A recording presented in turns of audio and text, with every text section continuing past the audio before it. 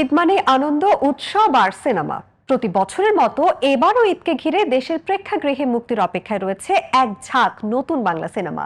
নানা গল্প ও ভিন্নধর্মী নির্মাণ নিয়ে দর্শকদের সামনে আসতে যাচ্ছে একাধিক চলচ্চিত্র। এই নিয়ে বিস্তারিত থাকছে এবারের আয়োজনে। চিত্রা কিন্তু শেষে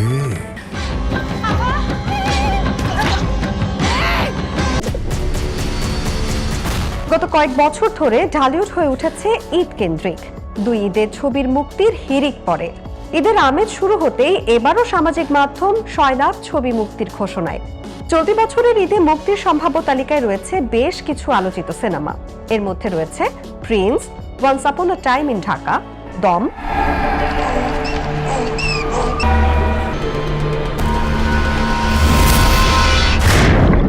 রাক্ষস, বনলতা এক্সপ্রেস, আমার বউ আমার কোন কথা শোনে।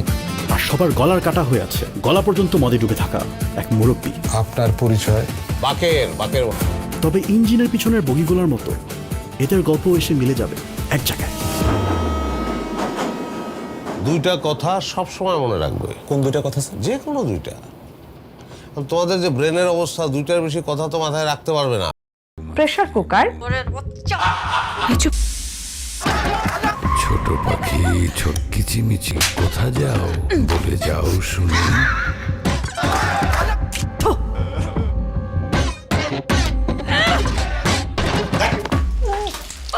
ওই পিনিক,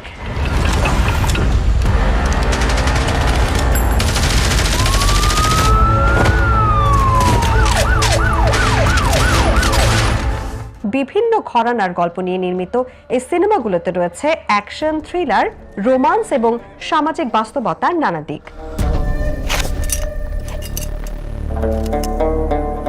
বাংলাদেশি মুসলমান মনে রাখো। নির্মাতারা আশা করছেন ঈদের ছুটিতে পরিবার পরিজন নিয়ে দর্শকরা প্রেক্ষাগৃহে গিয়ে উপভোগ করবেন নতুন এই চলচ্চিত্রগুলো।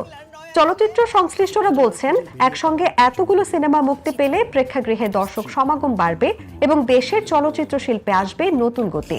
ইতোমধ্যেই অনেক সিনেমার পোস্টার, টিজার ও গান প্রকাশ পেয়ে দর্শকদের মধ্যে তৈরি করেছে আগ্রহ।